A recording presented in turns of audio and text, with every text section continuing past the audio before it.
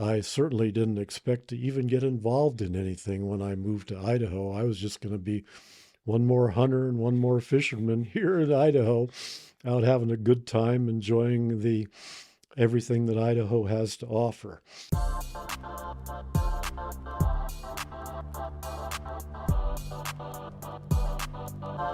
I have seen you on Facebook talk about a lot of things having to do with the BLM land.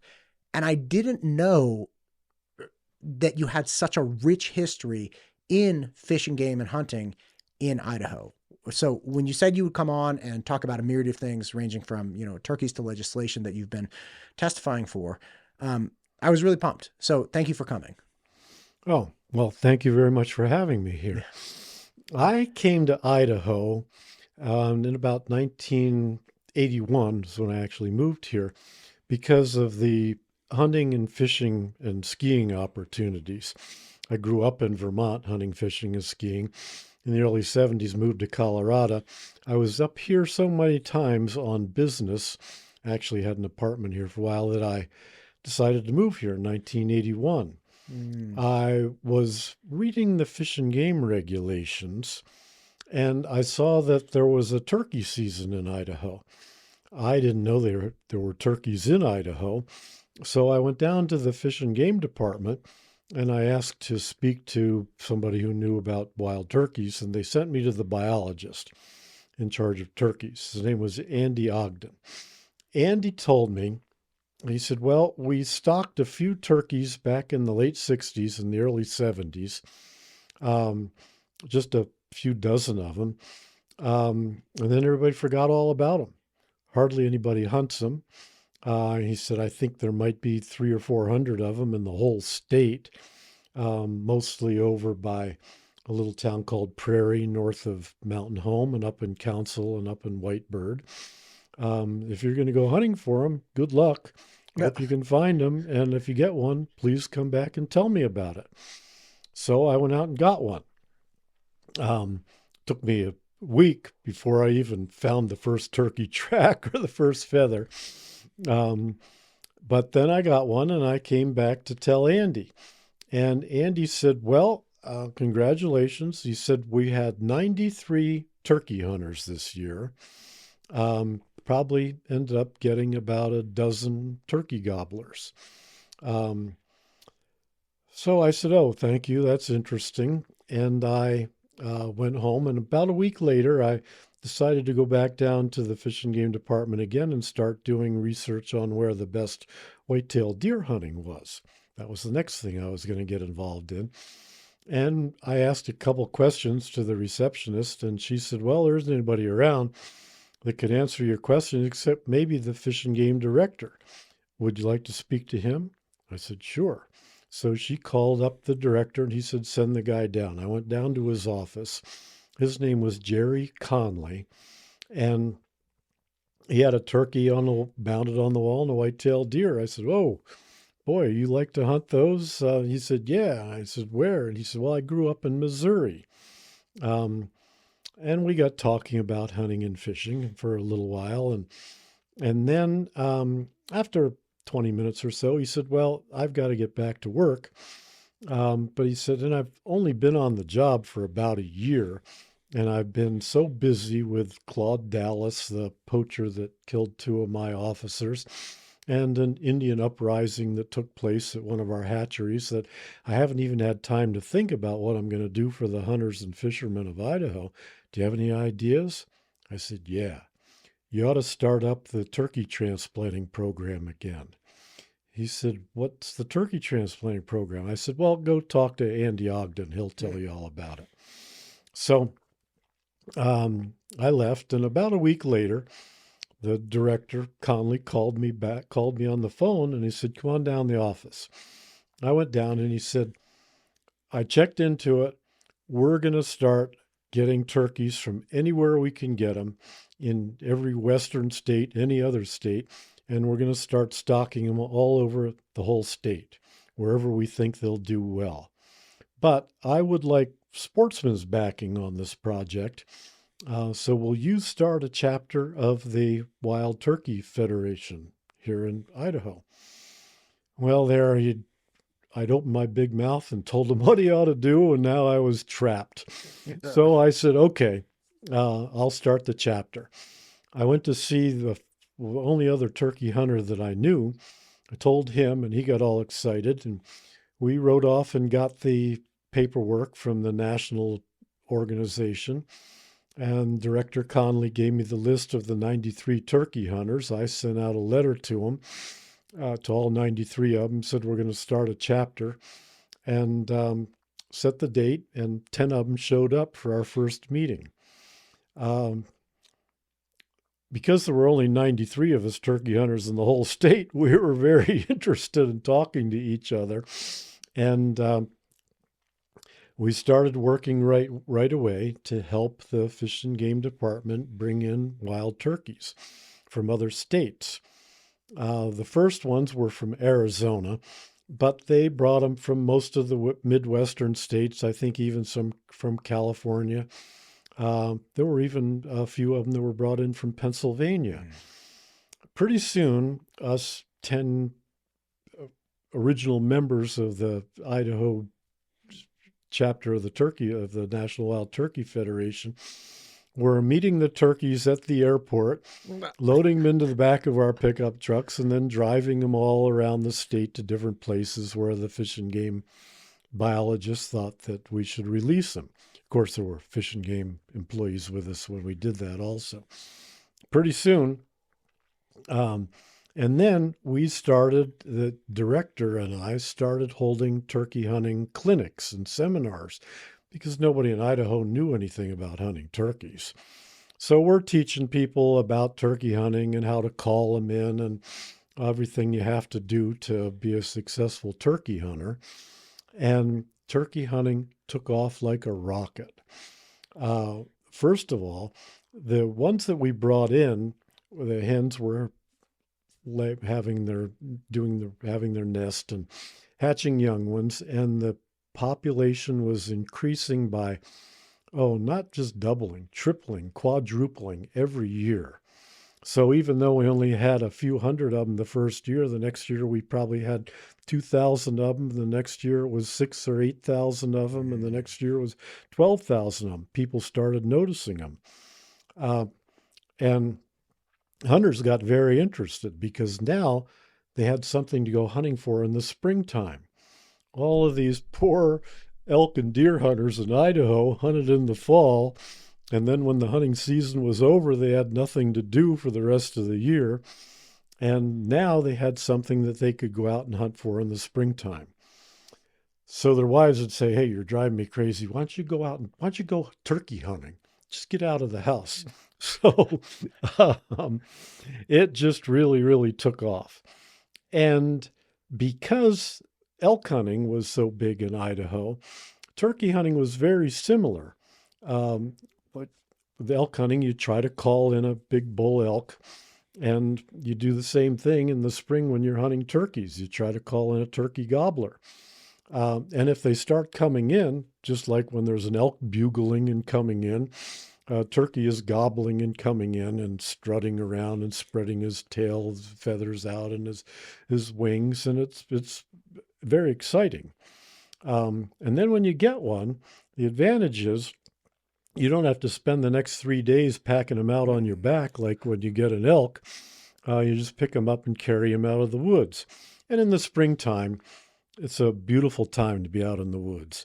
The animals are very visible. They're all trying to eat a lot after the hard winter, and the weather is beautiful. It's not like sitting out in the blizzard in November hunting for deer and freezing to death. You're out there and the weather is so nice, it's very pleasant. So turkey hunting took off. Now we have 25,000 turkey hunters. Remember, we started with 93 turkey hunters in 91. We started with somewhere around 350 turkeys in 1981.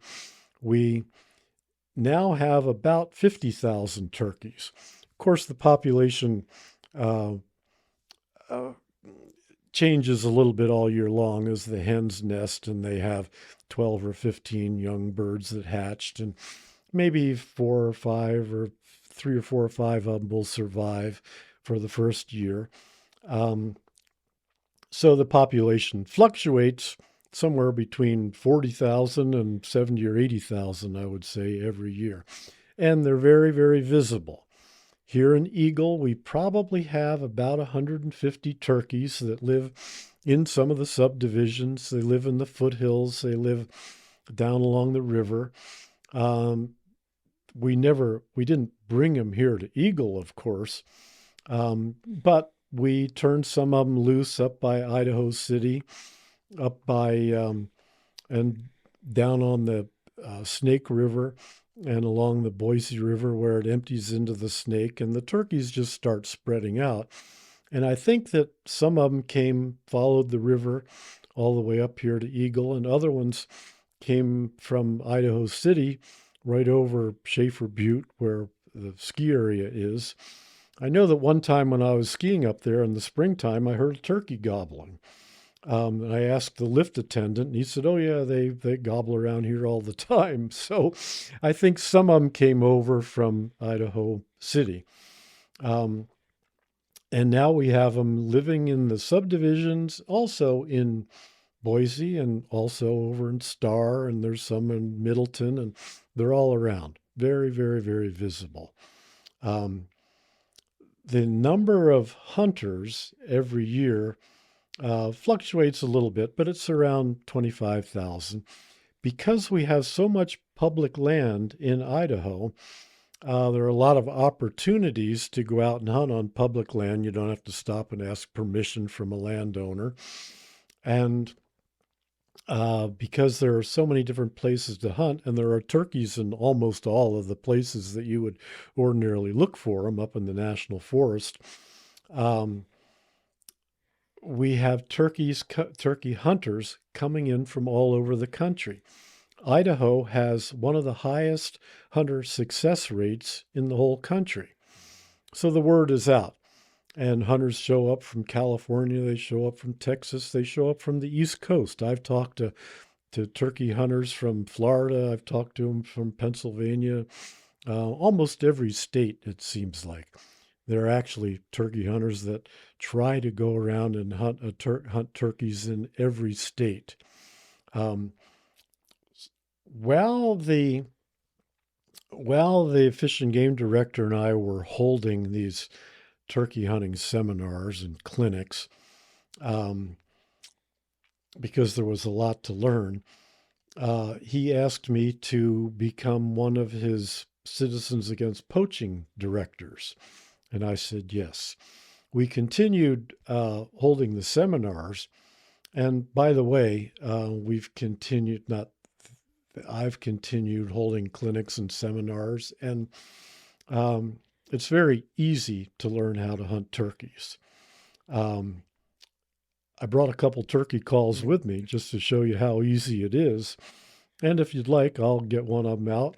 This podcast is brought to you by MTU Studios. If you're looking to start a podcast or need content for your business or personal use, content of any type, please reach out to MTU Studios. MTUstudios.com. We'd love to help. Grab one right now. Let's see this. Okay. Let's rock and roll.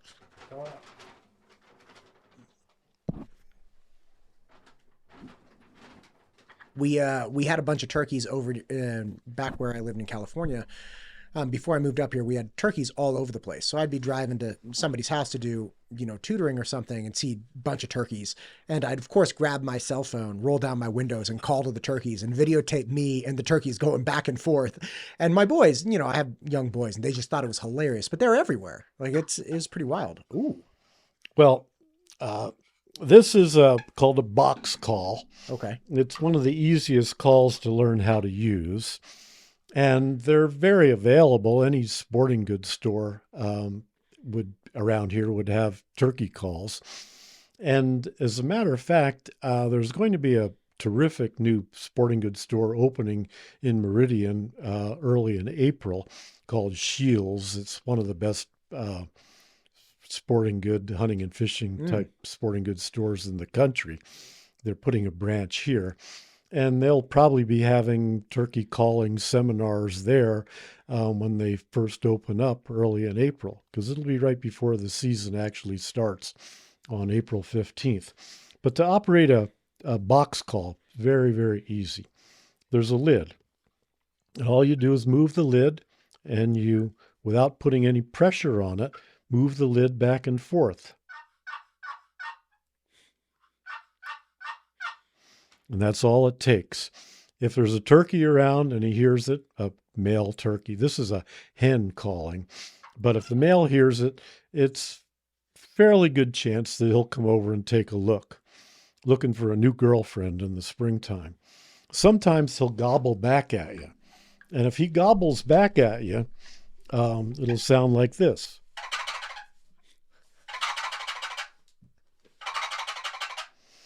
And that's when it starts to get pretty interesting. Then you're waiting for them to come in. And sometimes they'll come in. Sometimes, if you're confident in your calling, you'll call a little bit more. But the gobbler knows you're there. And if he's interested, he'll come over looking for the hen. Okay, so if you do the hen call and the guy gobbles, and then you do the gobbler, then he knows there's another male in the area. So the competition has been set, right? Now he's realizing there's a scarcity of resource and somebody else is looking for it too.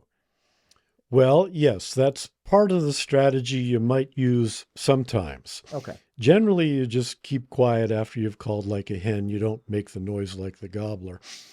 And you see if they come in. If the gobbler doesn't, if no turkeys come in, then you got to start trying some other strategies. And one of the ones might be to take a box call like I just used and make a sound like a gobbler. And sometimes that works.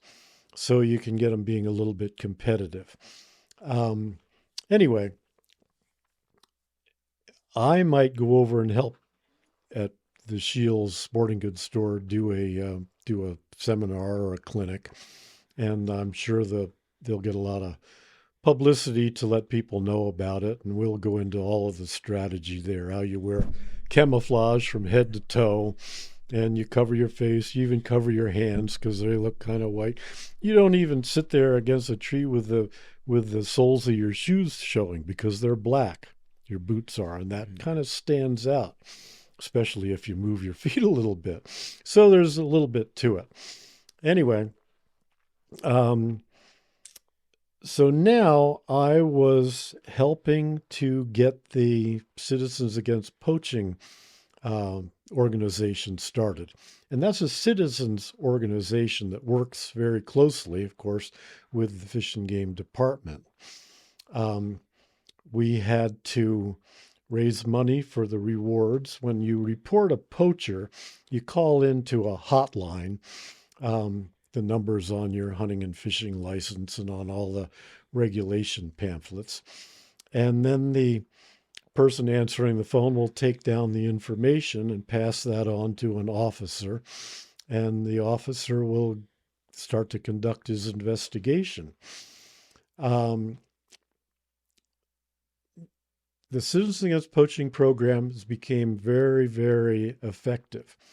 And now, well, actually, for the last 20 years, probably at least 50 or 60% of the citations that are written by the Fish and Game officers come as a result of a call made into the Citizens Against Poaching hotline. Poaching is a pretty big problem. And actually has gotten bigger as the population has increased. Unfortunately, the number of Fish and Game conservation officers has stayed about the same for the last 35 or 40 years. There's about 100 of them that are supposed to try to cover the whole state so they can use all the help that they can get. And when they get one of these calls from somebody that usually wants to stay anonymous,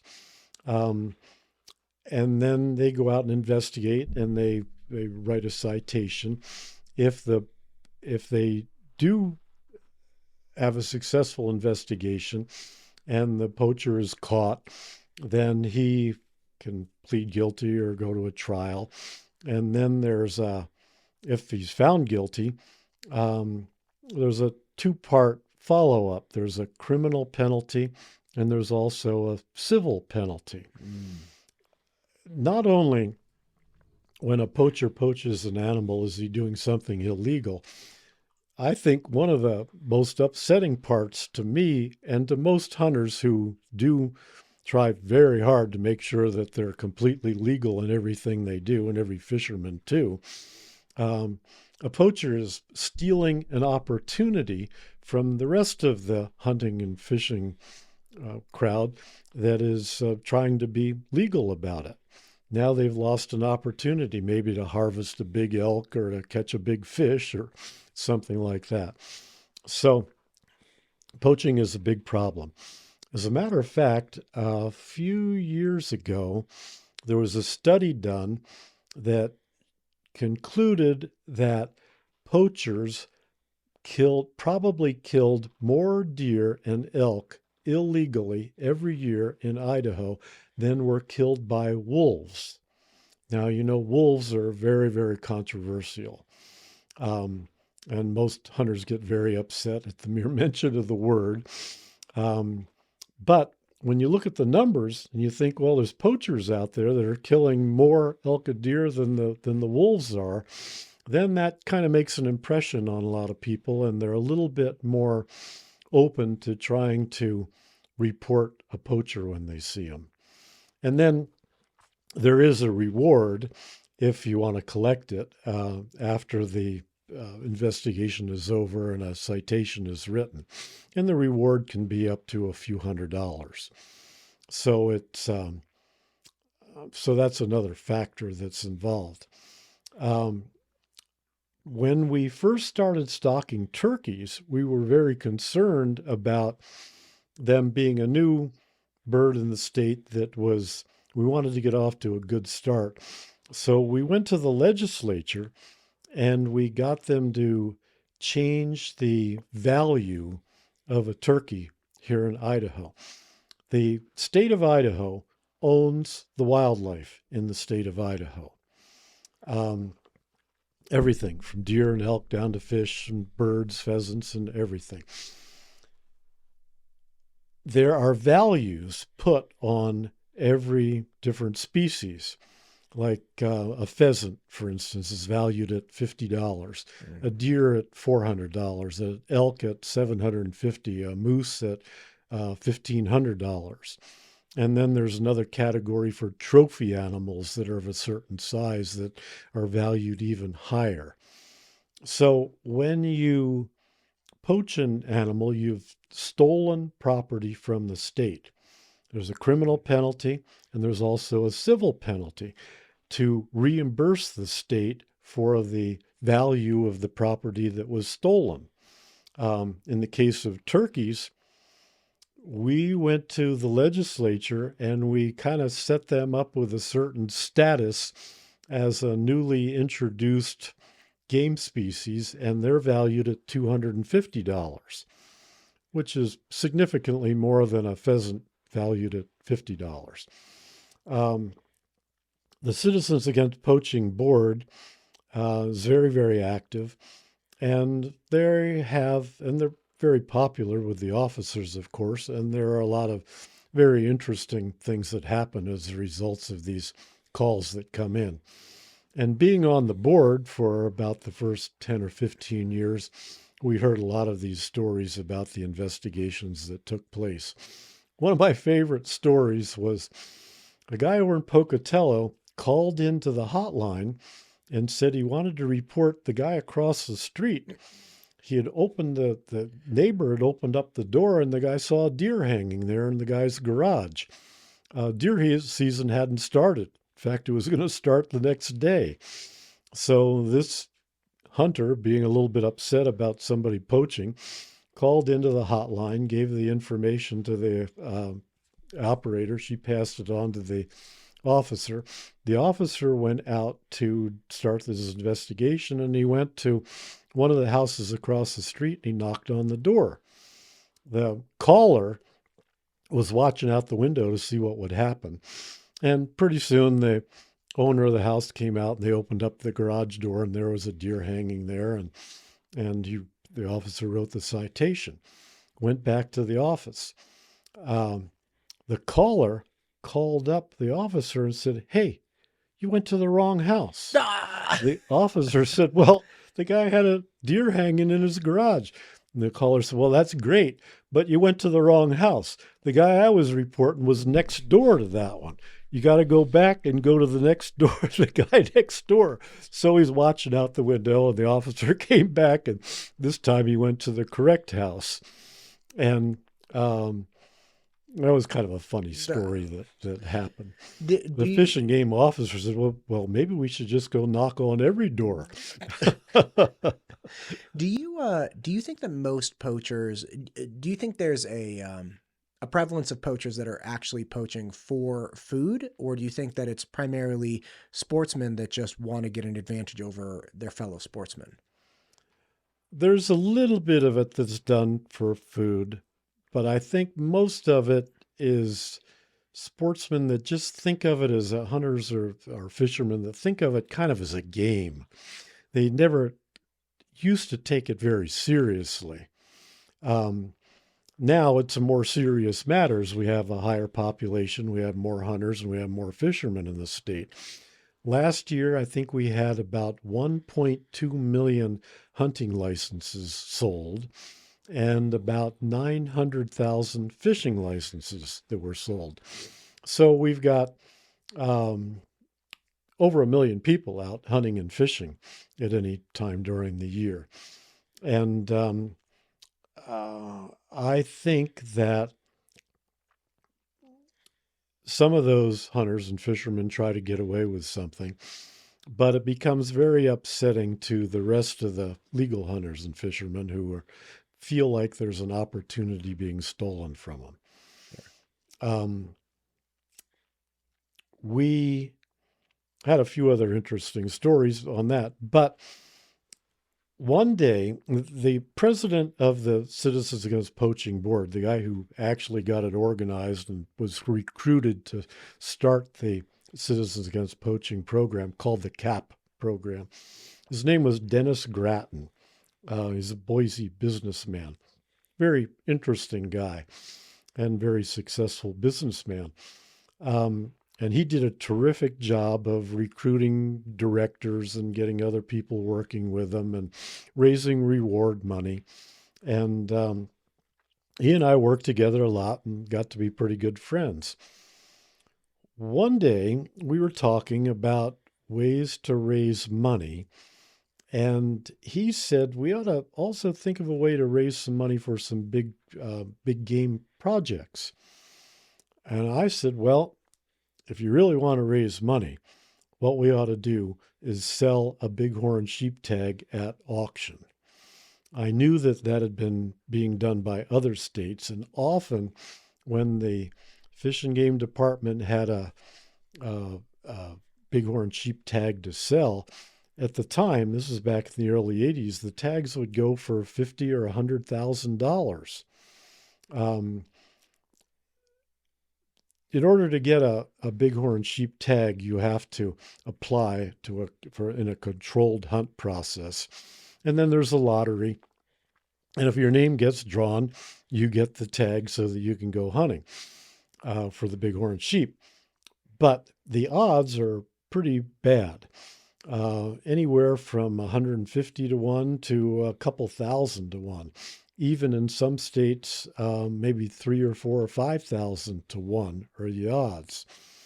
So there are hunters that want to buy a tag, and they also feel that they're contributing money to the Fish and Game Department in that state that will help the department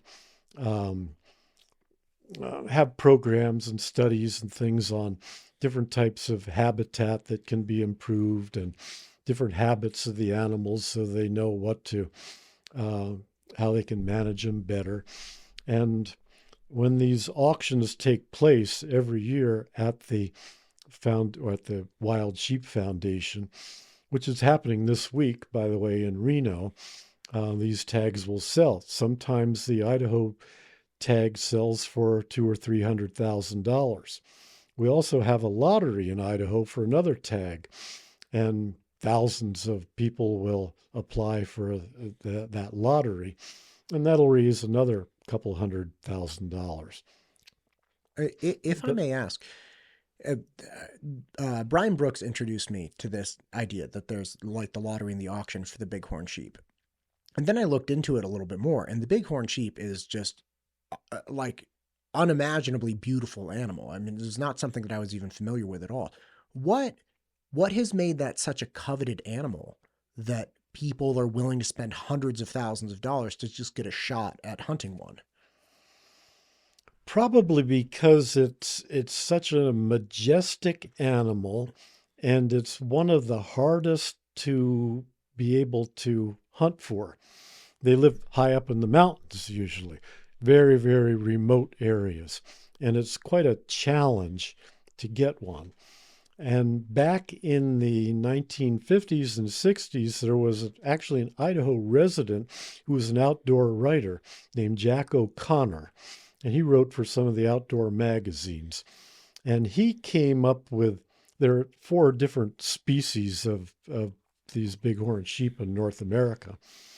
Um, and he came up with uh, a term he applied to them called the Grand Slam. If you could go out and get a Grand Slam of bighorn sheep, a bighorn, a Rocky Mountain bighorn, a Dall sheep, a stone sheep, and a desert sheep were the four different sheep. And he called that a Grand Slam. And he wrote articles about it. And it became something that hunters looked at as kind of a goal that would be very interesting to try to attain. And I think that's a big part of it. Also, there's once they do it, they kind of become addicted to it. And it's quite an accomplishment because you're usually climbing these big high mountains, you're riding horses, or you're hiking way, way, way back into the wilderness somewhere. And it's very interesting and a lot of fun. You see a lot of other game too. When I've hunted them, sometimes I've ridden a horse to get back to where we were going to hunt 35 miles the first day and then another 35 miles the second day to get to where we set up a camp and then we started to hunt. That was up in British Columbia. Here in Idaho, I've flown into airstrips on the Middle Fork of the Salmon River and then taken off with a backpack and set up a camp and hunted them around there. Um, there are guides and outfitters that a hunter can hire if they want to, but here in Idaho, a lot of hunters try to do it on their own. Mm. And it really doesn't cost any more than going out and going deer hunting or elk hunting. Uh, What's the population of well, the sheep herds? the population back in the 1960s and 70s was around 5,000. And then the population started to dwindle. Brian Brooks mentioned that there's a disease, a type of pneumonia, that is spread to the sheep by domestic sheep and domestic goats. And as that disease got spread, the numbers dwindled. And by 1981, when this subject came up with Dennis Grattan and I, we were probably down to about 2,000 bighorn sheep in Idaho. So I said, well, Dennis, what we ought to do is sell a tag. We'll raise money to be used for bighorn sheep study and programs to try to bring back the bighorn sheep. It's been a long haul, 40 years it's taken, and we've raised millions and millions of dollars. But finally, we're starting to make some real progress. And I'm very optimistic that our population will be increasing over the next few years. Biologists have come into the state and looked over the habitat and said that, for instance, just in Hell's Canyon alone, there's enough good quality habitat for bighorn sheep so that we could probably have 8 to 10,000 of them just in Hell's Canyon, and at least a few thousand more of them up and down the Salmon River and in other parts of the state. So it's possible to get the population back up to 15 or 20,000. which will take quite a few more years and will take a lot of money also to transplant them from one place to another, and also to try to figure out ways to maybe even come up with a vaccine that can be administered to them so they'll have a better chance of surviving. Mm. Um, when I mentioned this idea to Dennis, we started looking into it and we found out we'd have to pass a piece of legislation in the legislature in order to allow the Fish and Game Commission to make a tag available for auction every year. So I sent out a letter to a few other bighorn sheep hunters that I knew and said, let's have a meeting. And 7 of them showed up. And I told them what we were going to do. And they all thought it was a great idea. And we started working on the legislation and we started going over to try to pass the bill. It took us 4 years of hard work in the legislature to get the bill passed. And along the way, we decided that we should probably have the backing of the National Wild Sheep Foundation to help us out. So we decided to form a chapter of the Wild Sheep Foundation. Now the Wild Sheep Foundation has thousands of members here in Idaho, in the Idaho chapter. They have a big banquet every year that raises about $1 million.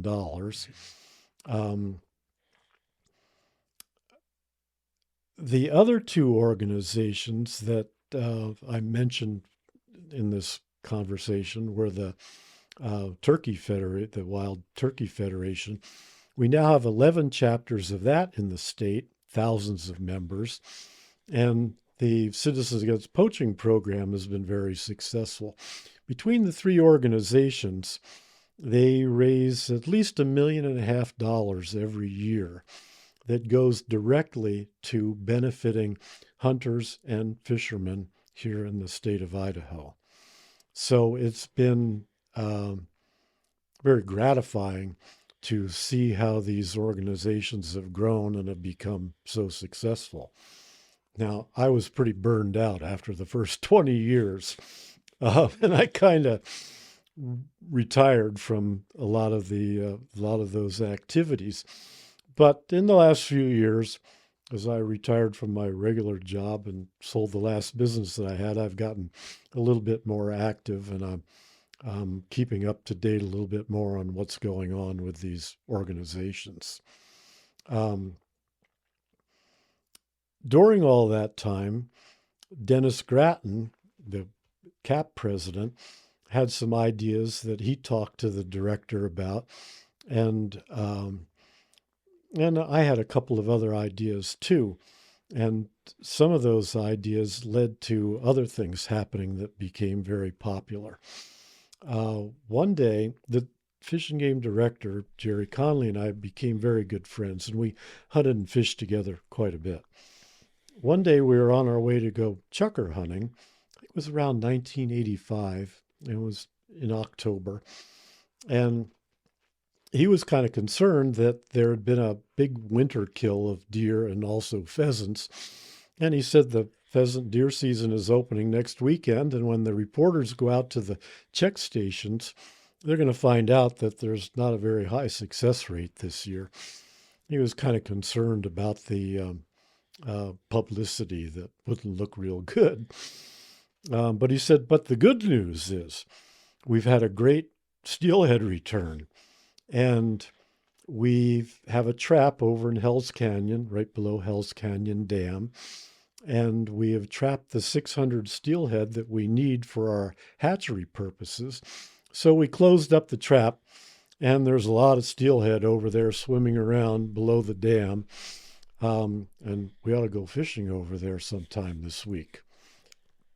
And I was thinking about it, and as we drove, and after a couple of minutes, I said, well, why don't you just open up the trap and get a whole bunch more of them and bring them over and put them in the Boise River?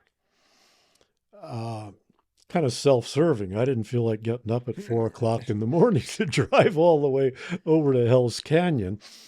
And he said, that's a really good idea. Let me look into it. That was on a Saturday, I think. On Monday morning, he called me up and he said, I've told the guys to open up the trap. We're going to start bringing steelhead over and putting them in the Boise River. And the truck will come over here on Friday loaded with steelhead. Let's you and I go meet him and we will start putting steelhead in the river. So on Friday, we went and met him. And we were carrying nets of steelhead down to put them in the river. Well, it's not an easy thing to do because a net full weighs 25 or 30 or 40 pounds, and they're dripping water, and the path gets muddy, and you're slipping and sliding as you go down. You put them in the river. Well, the director had contacted or had one of his people contact all the news media. And the television stations were down at Glenwood Bridge where we were going to put them, and the news reporters were down there. And it was all over the news that Friday evening at 5 o'clock and again at 10 o'clock that night. And the next morning, the Idaho Statesman newspaper came out, and the headline said, "Steelhead returned to the Boise River." And there was a picture of the director with a net full of them, putting them in the river. Well, I went down to the Glenwood Bridge that Saturday morning, and it looked like the first day of trout fishing season in New Jersey. There were guys standing shoulder to shoulder, hundreds of them, up and down the river, fishing for the steelhead. And it became very, very, very popular, and the Fish and Game Department has continued to do it every year. The funny thing about that first year was that the news media forgot all about going out to the check stations and getting the reports on pheasant hunting and deer hunting. And every day they were down at the river at the different bridges where they usually stock the steelhead, taking pictures of them and taking pictures of the fishermen holding them up and interviewing the fishermen. And this went on for weeks. Got a lot of really good publicity. Now they not only put steelhead in the Boise River, they put salmon in there also now. So we've got these big fish that weigh 5 or 6 or 10 pounds or maybe even more being put in the Boise River every year, starting in the spring or summer, and then the steelhead when they migrate back up into Idaho, they usually put them in sometime in November or December. So that's been fun to watch. And it's also been one of the other things that's been very, very popular. And the fishermen start calling up the Fish and Game Department usually about September and saying, hey, when are you going to start stocking the steelhead again? And they're all ready to go when the word goes out that the hatchery truck will show up with the steelhead in it, and they'll start stocking them on November 15th or whatever the day is. Gosh, man, your history and what you've been involved in, just wild. It seems like fundamental stuff that anybody moving here recently would just take for granted. Like my boys and I went fishing all last summer. It was fantastic. We really enjoyed it, but it's like, I would have no idea that that to some degree started with things you were doing in the 80s. Well, yeah, it was just a matter of being in the right place at the right time. Walking into the Fish and Game Department to do my research on whitetail deer hunting, meeting the director, having him ask the question, what can I do for the sportsmen of Idaho? And me coming up with a suggestion, and then starting to work with them and starting this chapter of the Wild Turkey Federation and growing that into 11 chapters and thousands of turkey hunters. And then having him ask me to be a director of the CAP program, and then having a conversation with Mr. Grattan, the president, about ways to raise money and maybe raising money for something else. And since I had already been a bighorn sheep hunter, I knew about the auction tags, and just kind of a funny sequence of things that I never would have expected to happen. I certainly didn't expect to even get involved in anything when I moved to Idaho. I was just going to be one more hunter and one more fisherman here in Idaho, out having a good time, enjoying the everything that Idaho has to offer, which is more than just about any other state when it comes to hunting and fishing.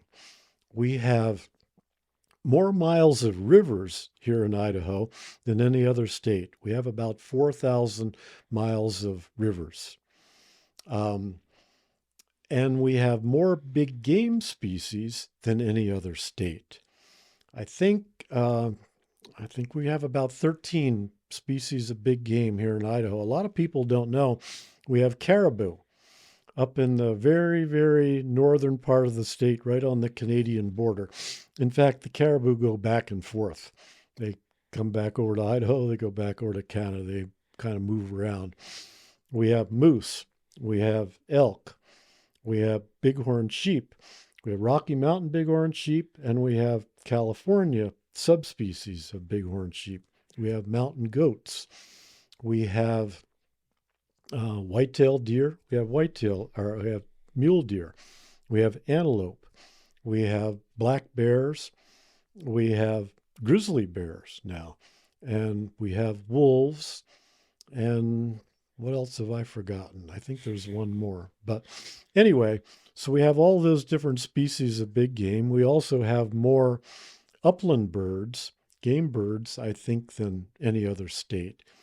And I don't want to go through the whole list of those, but we have sage grouse, we have sharp-tailed grouse, we have ruffed grouse, we have dusky grouse, we have spruce grouse, um, we have pheasants, we have quail, we have um, just a lot of different species. So all of those opportunities are there for the hunters and the outdoorsmen.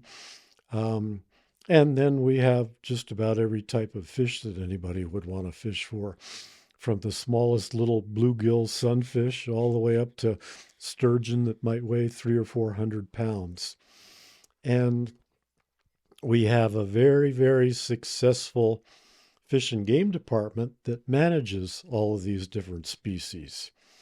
Um, the budget of the fish and game department is about $150 million a year.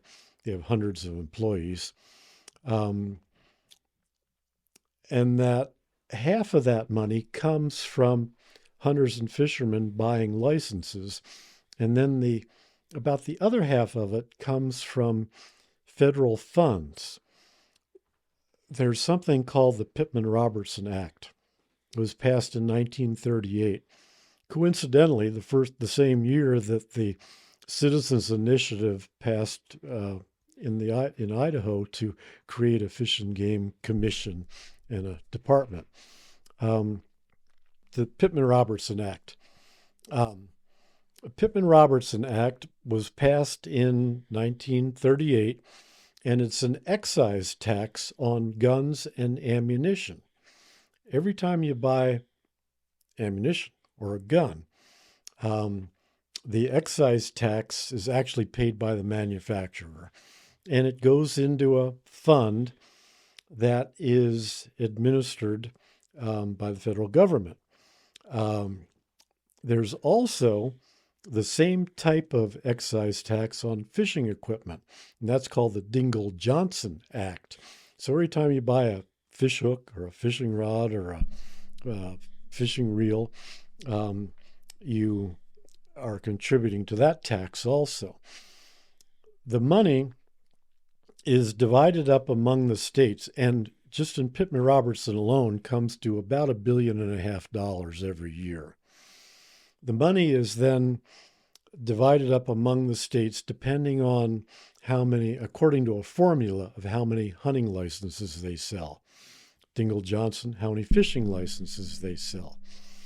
And then that money goes to the Fish and Game Department, and it provides for big game programs, research, all the things that are involved in management of big game. And Dingell-Johnson funding goes to hatcheries and access spots on rivers and lakes for the fishermen. and that it's a very, very big part of the funding. If even people that don't want to go hunting and fishing, if they enjoy outdoor recreation and they enjoy seeing deer and elk and moose and turkeys and all the other wildlife that they see when they're up camping in the mountains or even just driving around here in Eagle, if they really want to help, they can join different types of organizations like the Audubon Society, for instance. But the most effective way to help fish and game species here in Idaho is to buy a hunting and fishing license, because then that money is matched by the Pittman Robertson and the Dingle Johnson Fund. So you're doubling your money every time you buy a hunting and license and a fishing license.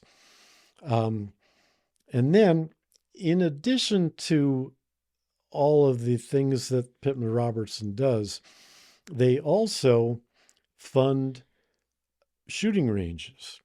Now, here in Eagle, we've had a little bit of a controversy over a new shooting range. Right.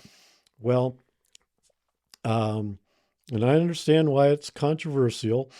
And everybody that has a gun wants to have a shooting range nearby, but nobody wants to have to listen to the shooting. So, but in this shooting range here in Eagle, as soon as I heard about it, I went to the city council and I mentioned the Pittman Robertson funding to them, and that will pay for 90% of the capital improvements on a new shooting range. The other 10% is usually raised by the local gun club, but can come from anywhere. So the odd thing about it here in Eagle is that the city council and our former mayor decided that they were just going to use taxpayer funding, which I thought was crazy because they have allotted around $1 million for this shooting range that hasn't been started yet. And they could have gotten the money for free by applying to the Fish and Game Department for the Pittman Robertson shooting range funding. The Fish and Game Department gives out grants for shooting ranges around, well, I think last year it was $550,000. So you wouldn't get it all in 1 year here in Eagle, but over a few years, you would be able to get funding to pay for 90% of the total cost of the shooting range. And by the way, while I was listing off all those big game species, the grizzly bears and the moose, I forgot the wolf. Well, No. I think you said wolf. Did I say wolf? Yeah. Oh, okay. Still trying to figure out which one I forgot. But anyway, Burk, well, look, let me tell you this. We're coming up to our hard stop here. I can't thank you enough for coming in. Like, just hearing we're going to have to do round 2. Like, you're going to have to come back and keep talking about the different things that you've been involved in, because it's obvious that it's so numerous. So the number one things people can do, even if they're not hunters and fishermen, they can buy fish and game licenses, and that will double your money. That will match the money going into the Fish and Game Department in Idaho. Correct. Gotcha. Just buy a hunting license, buy a fishing license. That would be the most effective thing that you could do to help our big game and small game species, and not only the species that we hunt or fish for, but for all the rest of the wildlife too. When you have a refuge or you create more habitat, you're helping songbirds, you're helping every other little animal that comes along and uses that habitat, or every bird also. So if there are any vegans out there that love wildlife, they should definitely buy a hunting license. Well, if they like the animals. Well, when people go out for their recreational pursuits, hunting or not hunting, camping, hiking in the mountains, skiing, whatever it is, one of the highest values of recreation for these people that are just hiking is when they see a wild animal. If they see a deer, if they see a fox, they see a coyote, especially if they see a moose, or an elk or something, then that really adds a lot to their outdoor experience. And that's why we have an opportunity here in Eagle with the 1,600 acres of annexed land belonging to the federal government in our foothills that is managed by the Bureau of Land Management, called BLM, sometimes called BLM lands. And I've been advocating for a few years now because this 1,634 acres of annexed federal land is essentially like a city park. You can go up there and you can go hiking, you can ride your bike, you can ride your horse. And if you do see wildlife up there, that makes it even more interesting. And I think that that's something I hope that our current administration will work on and bring to fruition someday. And I'm certainly going to be speaking to them about it when I go to the city council meetings. Well, man, God bless your efforts. And thank you for being involved. Again, anytime I mentioned your name, I was like, oh, I'm going to have Burk Mantel on. People were like, oh, man, he advocates for this. He's really been a champion for sportsmen for decades. So obviously, what you've done has had an impact. So thank you for what you're doing. Thank you for being involved. Thank you very much. And thank you for this opportunity to get the word out about some of these recreational activities that we have here in Idaho that I think are what most people move here for. Right. Well, again, first of many. So I appreciate you. Thank you. This podcast is brought to you by MTU Studios. If you're looking to start a podcast or need content for your business or personal use, content of any type, please reach out to MTU Studios. MTUstudios.com. We'd love to help.